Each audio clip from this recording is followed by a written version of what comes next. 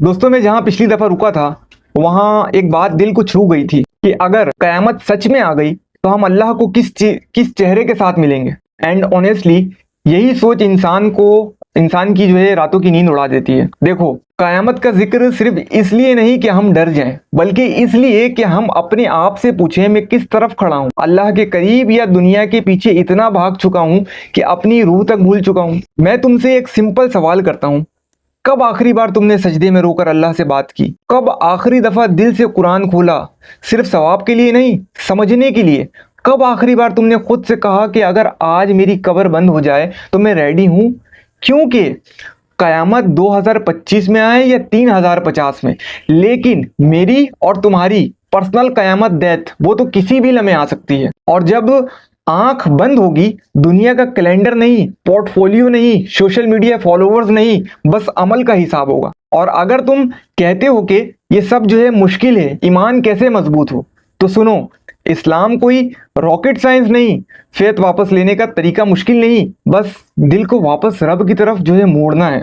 सबसे पहला स्टेप, कुरान को सिर्फ पढ़ना नहीं, समझना शुरू करो, क्योंकि अल्लाह कहता है ये किताब हमने आसान बनाई है याद रखने के लिए।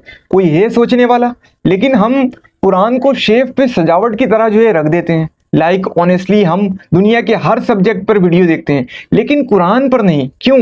दूसरा स्टेप, नमाज को सिर्फ फर्ज समझ के नहीं, एक कन्वर्सेशन समझ के पढ़ना। जब तुम अल्हम्दुलिल्लाहि रब्बिल आलमीन कहते हो तो अल्लाह जो है जवाब देता है, मेरा बंदा जो है, मेरे बंदे ने जो है मेरी तारीफ़ की। जब तुम सजदे में जाते हो तो तुम सबसे ज़्यादा जो है अल्लाह के करीब होते हो, और यही वक्त होता है जिसमें तुम कह सकते हो या अल्लाह मुझे बचा ले, मेरी लाइफ का रास्ता जो है मुझे दिखा दे, और ये दुआ जो है डायरेक्ट अर्श पर जाती है। तीसरा स्टेप, अपने इन्वायरमेंट को चेंज करो। दुनिया का सबसे ज़्यादा जो है डेंजरस कितना है ये इन्वायरमेंट कंपनी। नबी सल्लल्लाहु अलैहि वसल्लम ने फरमाया, इंसान अपने दोस्त के दीन पर होता है। अगर तुम्हारी कंपनी हर वक्त मीम्स, गुनाह, यूजलेस टॉक्स, गॉसिप और नेगेटिविटी हो तो फिर ईमान कैसे बचेगा? जहां अल्लाह का जिक्र हो वहां दिल को सुकून मिलता है। और जब हम सोशल मीडिया पे क़यामत, दज्जाल, गज़ा, वॉर, करप्शन और जुल्म देखते हैं ना, तो सिर्फ शेयर और स्टोरी लगाने से ईमान नहीं बचता। ईमान उस वक्त बचता है जब दिल कह दे, या अल्लाह दुनिया जो है बहुत ज़्यादा बिगड़ गई है, लेकिन मैं तेरी तरफ जो है लौट रहा हूँ। और बताऊं, शायद क़यामत 2025 में आए या नहीं आए, लेकिन साइंस इतने ऑब्वियस हो चुके हैं कि नॉर्मल इंसान भी कंफ्यूज हो जाता है। क्या हम आखिरी ज़मान में जी रहे हैं? और जवाब है हाँ, हम living in the last pages of this world script. और ये स्क्रिप्ट अल्लाह ने लिखी थी, नबी सल्लल्लाहु अलैहि वसल्लम ने सुनाई थी, और हम उसके कैरेक्टर्स हैं।